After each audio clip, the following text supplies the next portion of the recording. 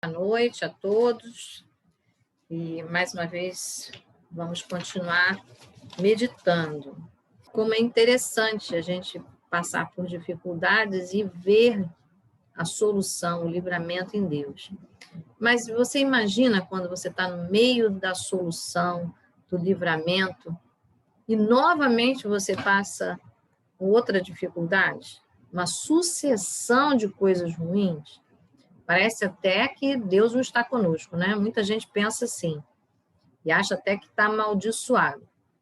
Mas a Bíblia tem vários exemplos em que essa situação acontece e Deus não nos abandona e nem necessariamente está nos amaldiçoando.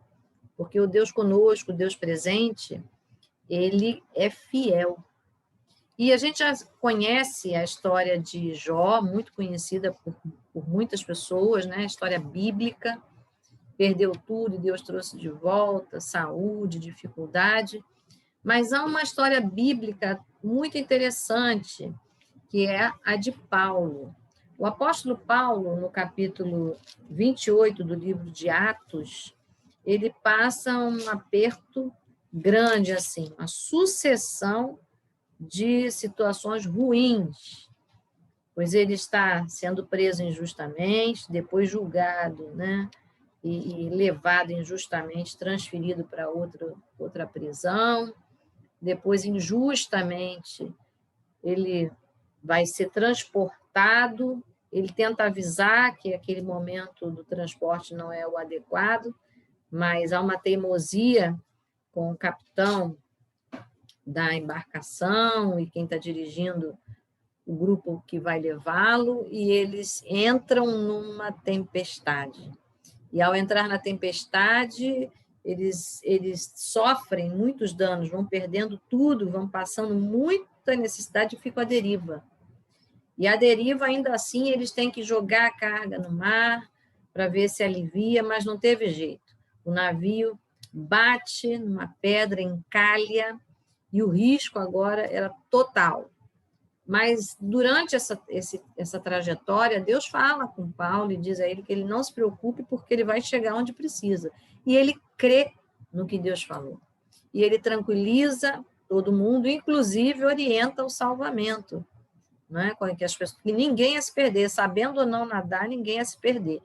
Porque na hora que o navio bate, eles estavam próximos de uma praia. Olha como Deus é bom, né? Até no momento que parece ruim, na verdade, há o livramento, há a solução, porque se Deus disse que era livramento, ainda que piore a situação, não vai se acabar. A palavra de Deus vai se cumprir. E aquele navio encalhado, que agora se desmonta todo, porque bate numa pedra, né? Ele, dentro dessa tempestade já bem avariado, se desmonta, as pessoas, então, nadam, se agarram em tábuas, chegam à ilha. Quando chega à ilha, o texto de Atos 28 começa. E o texto mostra que quando chegam naquela ilha, cansados, porque já vinham de um problema grande, né? Uma tempestade e um barco à deriva, lutando para ficar vivos. Quando todos chegam vivos, mas cansados, eles são recebidos por nativos daquela ilha. E essa ilha é a ilha de Malta, ali no mar Mediterrâneo. É uma das ilhas que fazem parte de um arquipélago. E esses nativos, eles recebem esses náufragos, e Paulo é um deles, além de náufrago, ele é prisioneiro. Então, ele chega nesse lugar, ele é extremamente bem recebido com todo o grupo que está a salvo. Os nativos sabem receber, e diz a palavra de Deus, no capítulo 28, no verso 2, que os habitantes da ilha mostraram extraordinária bondade para com eles. Você reparou? Extraordinária bondade. Não era uma questão de social, né, de receber porque finalmente chegaram aqui. Não. Os nativos podiam, inclusive, receber mal, porque eram nativos daquela ilha. Mas eles receberam com extraordinária bondade. Quando Deus está na situação, as bênçãos, elas podem estar no meio de uma tragédia, mas elas estão. porque Deus é Deus abençoador. E se os nossos olhos e a nossa boca só enxergam o pior, só fica na murmuração, a gente perde de ver aquilo que Deus está fazendo. E é muito fácil a gente se contaminar com o pior, né? Porque ele logo aparece, mas a palavra de Deus, ela é vida, portanto, a vida desses homens seria preservada. E é vida, e a palavra de Deus diz, ele próprio, ele é Deus de bondade, é parte do caráter de Deus. Ele é Deus de vida, ele é Deus de bondade, ele é Deus de ressurreição. Então, eles foram recebidos com bondade. Olha, ser recebido com bondade ali naquele momento em que eles estão com frios, cansados, molhados, isto é um sinal da graça de Deus. E aqueles nativos, então, né, se reuniram com as pessoas ali, e Paulo, que é o homem de Deus, e o homem de Deus é assim, ele serve as pessoas que estão, né? Ele, então, vai liderando aquele momento do socorro, ele vai ajudando. Ele pega os gravetos e junta para fazer o quê? Para fazer uma fogueira. Mas a gente sabe que as cobras, no frio, elas hibernam, elas ficam mais hipoativas, né? Menos ativas. E a cobra veio junto com o graveto. E Paulo, quando pega os gravetos para fazer a fogueira, ele é mordido e a víbora fica grudada na mão de Paulo.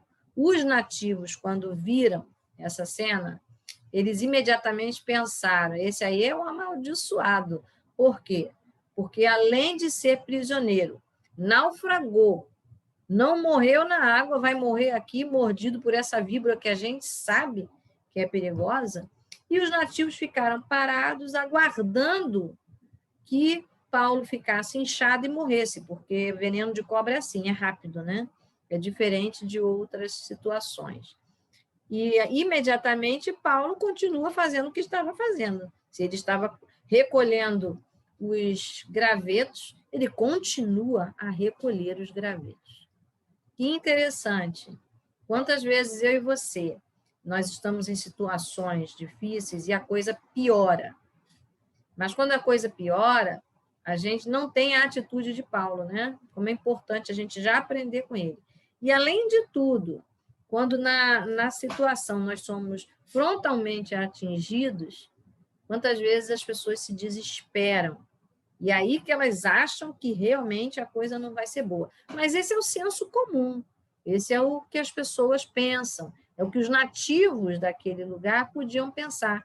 Conheciam a cobra, a gravidade, o grau de letalidade dela, então era compatível que a vida de Paulo terminasse ali. Isso faz parte do senso comum de quem conhecia bem a região, a víbora, a situação. Mas quem conhece bem o projeto de Deus para a vida de Paulo é Deus. E o Senhor Deus disse o quê? Que Paulo chegaria até o destino dele, que era chegar em Roma e encontrar César e lá ser julgado. E o projeto de Paulo era falar de Deus naquele lugar. Mas os nativos se surpreendem. Paulo não incha, Paulo não morre e continua. Do julgamento, do senso comum, em que eles acharam que Paulo era amaldiçoado pela condição, ou seja, não morreu de uma coisa, mas vai morrer de outra, ou seja, vai morrer mesmo, agora eles têm Paulo em alta conta. Eles olham para Paulo e acham que Paulo é um Deus, porque ele sobreviveu ao inacreditável. E aí a tendência, de novo, o senso comum, é achar que a bênção é a pessoa. Mas há um Deus que é maior do que as circunstâncias, do que as bênçãos. Então, por maior que seja a nossa bênção, inclusive de livramento de morte, nós não temos domínio sobre a morte. Nós não temos domínio sobre a vida. Quem deu a vida, quem sustenta a vida e quem tira a vida é só o Senhor Jesus. É o nosso Deus, o Criador dos céus e da terra. Então, naquele momento, o senso comum muda, ou seja, o testemunho, a evidência, a bênção de Paulo passa não só a ser uma bênção física, pessoal, de livramento de morte, mas redobrada graça, a graciosidade, a bondade derramada no coração das pessoas. Na verdade, aquela queda, ou seja, um problema atrás do outro, era nada mais do que uma clareza atrás da outra, uma compreensão ampliada para quem tinha dúvida, para quem poderia discriminá-lo, para quem poderia criar um problema na vida de Paulo. Não é? Porque você vem náufrago e e chega junto. Quando você chega junto com o capitão, com os que estavam livres e os que estavam presos. Mas depois que chega na cidade, ou seja, chega na ilha, você poderia de novo voltar à condição de ser preso, ser subjugado, ser discriminado. E Deus, que é Deus, que tem propósito, preparou o coração daqueles homens para que aquela bondade inicial que havia chegado no coração deles, recebendo todas aquelas pessoas, permanecesse, não deixasse nenhuma discriminação, não deixasse que ele fosse desnivelado. Mas, ao contrário, que a bênção que estava no coração de Paulo, a unção de cura, de milagre, de propagação da palavra, que essa fosse estendida naquela ilha. Então, algumas vezes a gente pensa assim, tive um problema, ainda vem mais um. É demais, né? Mas se vem mais um com aparência de problema, a Bíblia também diz que o nosso Deus é Deus que torna maldição em bênção. E o nosso Deus é Deus que transforma situação. O nosso Deus é o Deus que evidencia o seu poder na nossa vida, ainda que pareça que o ruim ficou péssimo, porque ele é Deus de transformação. Nosso Deus é Deus de transformação de todas as coisas. E há algumas pessoas que só querem as transformações visíveis, essas desse plano, dessa terra. Mas a transformação que Deus faz, ela é profunda, ela é eterna, ela toca no caráter do homem, ela toca na essência do homem, e ela garante eternamente. Ela não tem prazo de validade. Ela é eterna, porque o nosso Deus é desse tipo, é dessa essência, da essência eterna. Então, Paulo, agora, sem nenhuma dificuldade, porque as pessoas tinham até a compreensão errônea, né, de que ele era um Deus, e ele não era. Ele era filho do Altíssimo, filho do nosso Deus, né, amado do nosso Deus. Ele, então, a fama dele, com certeza, a conversa é divulgada, né? E naquela cidade diz que o principal, ou seja, uma pessoa importante chamada Públio, essa pessoa manda hospedar 3 dias em casa Paulo. Olha que interessante, agora ele foi honrado, né? Ele vai ficar hospedado, ou seja, do porão que ele estava lá naquele barco, naquele navio, houve um naufrágio, do naufrágio ficaram, né, com frio lá naquela ilha, e agora ele vai dormir não perto da fogueirinha, não. Agora ele vai hospedado na casa do principal, o equivalente a um governante daquela ilha. E quando ele chega nesse lugar, ele fica sabendo que o pai desse governante está doente. E a medicina não tinha esse avanço que tem hoje na nossa vida, né? Hoje, uma disenteria, ela não é nada demais. A gente toma um remedinho rapidamente e atravessa. Mas há disenterias que são complicadas, que elas são sinais de complicações. E para essa ilha, para esse lugar, uma disenteria era um perigo, né? As pessoas desidratavam, morriam. E agora Paulo fica sabendo que esse pai desse governante, ele está ali no terreno da casa dele, mas está doente. Paulo, então, se oferece. Diz a palavra de Deus que Paulo vai em direção. Aqui no verso 8, diz que o pai estava doente, acamado, sofrendo de febre e desinteria. E Paulo entrou para vê-lo e, depois de orar, impôs as mãos e o curou. Então, Paulo entra. Agora, quem toma a iniciativa é Paulo. Agora, Paulo sabe que se ele está naquele lugar e a situação dele parece resolvida ou encaminhada, mas se a situação dos outros não estão, ele tem parte nisso, porque a bênção de Deus é com ele. Então, não é dificuldade, não é limitação que vai fazer a gente perder aquele projeto que Deus tem na nossa vida. Deus quer nos abençoar, mas Ele também quer que sejamos bênção. Que nós nos lembremos de orar, que nós nos lembremos de interferir, de dar uma palavra de conforto, de consolo e de derramar os dons espirituais na vida das pessoas que passam pela nossa vida. E foi assim que Paulo fez. Paulo toma iniciativa, vai até aquela casa, ora por aquele pai e aquele homem é curado. Mas que interessante, né? O projeto de Deus na vida daquele homem, da casa do governante.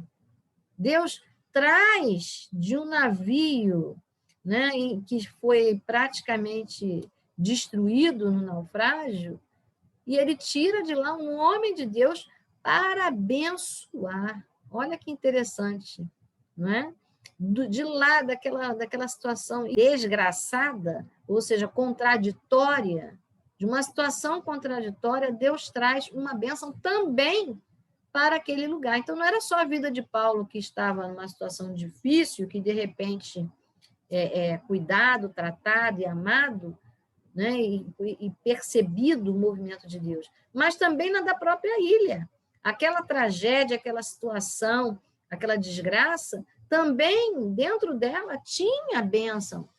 No coração daqueles homens bondosos, Deus tinha um projeto, abençoar o principal daquela ilha.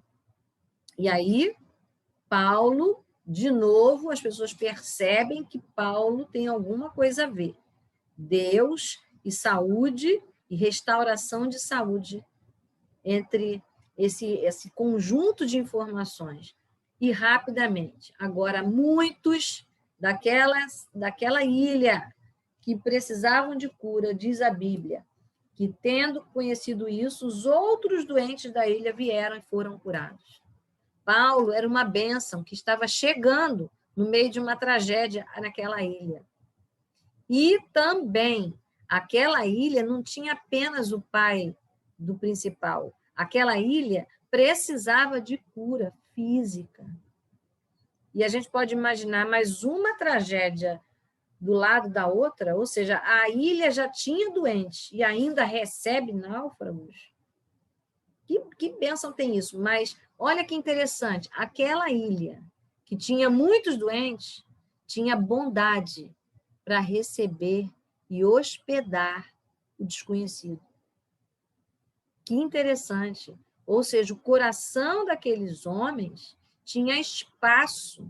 Eles não se perderam no meio da tragédia. Eles não se perderam. E certamente não devia ter sido o único navio a naufragar por ali, né? Porque quem mora numa ilha, isso deve ser comum. Mas o que eu quero dizer é que eles não ficaram olhando egoisticamente apenas para a sua dor. Eles receberam, e não apenas receberam, mas com extraordinária bondade. E foram abençoados. É aquela história, né? Onde há bondade, onde a gente cultiva as qualidades de Deus, o caráter de Deus, tenha certeza, nós vamos colher também. Já dizia aí o poeta popular, né? Gentileza gera gentileza, né? Isso é coisa, faz parte aqui, principalmente do nosso Rio de Janeiro, né? Aquela frase que a gente vê pintada em diversos muros das paredes do Rio de Janeiro, muito conhecida e divulgada. Mas ela retrata popularmente aquilo que a gente já conhece, né? que nós devemos fazer o quê? Ser uma bênção na nossa vida e na vida do outro. Nada mais é do que o mandamento, amar ao outro como você se ama, mas amar a Deus sobre todas as coisas e ao próximo como a você mesmo. E não foi diferente. Passados dias, Paulo e todo aquele grupo de pessoas tinham que continuar a viagem. E um novo barco agora, depois da tempestade, já estava saindo, né, da própria ilha, rumo aonde eles precisavam ir, que era Roma. E o grupo todo que estava com Paulo ia embarcar nesse navio. Mas como é que eles iam embarcar? Sem nada, sem provisão, né? Sem nenhuma possibilidade, sem coisa nenhuma na mão. E, de novo, esses nativos dessa ilha de Malta agem com bondade. Muito interessante. Diz que eles forneceram os suprimentos necessários. Qual é o suprimento necessário da minha vida e da sua vida? Qual é o suprimento necessário, né, que está na nossa mão? O que foi que Deus já nos deu? Mas eu não tenho nada. Tem. Você tem a bondade do Senhor na sua vida, você tem o nome de Jesus na sua vida, você tem as boas palavras que estão na palavra de Deus dentro da sua memória, você tem os louvores que podem ser exaltados. Quantas vezes, né, o louvor consola o coração de alguém? Eu tenho um testemunho na minha vida em que eu estava cantando no banheiro, né, louvando a Deus no banheiro. Enquanto tomava banho, eu ia louvando ao Senhor e me assustei quando o telefone toca e a minha vizinha, que era a síndica, ela disse assim: Rosane, daqui eu estou escutando você louvar a Deus. Você é crente? Eu falei, sou. Ela disse assim: estou descendo aí agora, porque eu estou muito deprimida e eu preciso de oração. Olha que interessante, né? A gente nem percebe. Eu estava num momento, né, tomando meu banho, distraída e envolvida com as minhas atividades. Não podia imaginar que havia uma pessoa que precisava da palavra de Deus e que estava sendo confortada com aquele louvor. A gente não imagina, mas o amor, a graça de Deus, aquilo que a gente conhece da palavra de Deus, ainda que tenha sido difícil, né, o Senhor abençoa. E o interessante é que quando essa experiência acontece, eu também não estava emocionalmente bem. E eu estava justamente tomando banho e louvando, né, enchendo o meu coração da palavra de Deus. Então, veja, a palavra de Deus, ela cabe em qualquer lugar. A palavra de Deus, ela vai além do que a gente pensa, se eu estou bem para falar ou não, se eu estou, né, na melhor prosperidade possível ou não. A prosperidade do Senhor é você ter tudo o que você precisa para continuar. Paulo recebeu tudo o que precisava para continuar. E o que é que nós precisamos nessa noite hoje para continuar? O que não pode faltar na minha vida, o que não pode faltar na nossa vida, o que não pode faltar na nossa terra, no nosso país e no mundo, é a graça do Senhor Jesus. E essa graça, ela vem através do nome exclusivo de Jesus. Quando a gente se arrepende de governar única e exclusivamente a nossa vida, e quando a gente entrega o governo da nossa vida, quando a gente entrega a direção e as decisões da nossa vida na mão de Deus. Então, nós fazemos isso por arrependimento, sabendo que as decisões de Deus na nossa vida são melhores do que as nossas decisões. Não é? O governo de Deus na nossa vida, ele se dá de uma forma muito simples. Quando a gente faz uma paradinha e diz assim: Senhor, como o Senhor faria se estivesse aqui no meu lugar?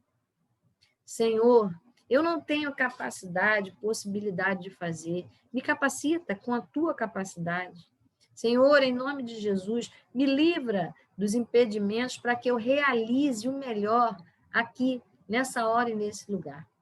E quando nós reconhecemos que somos incapazes, nós estamos dizendo: Senhor, dirige a minha vida.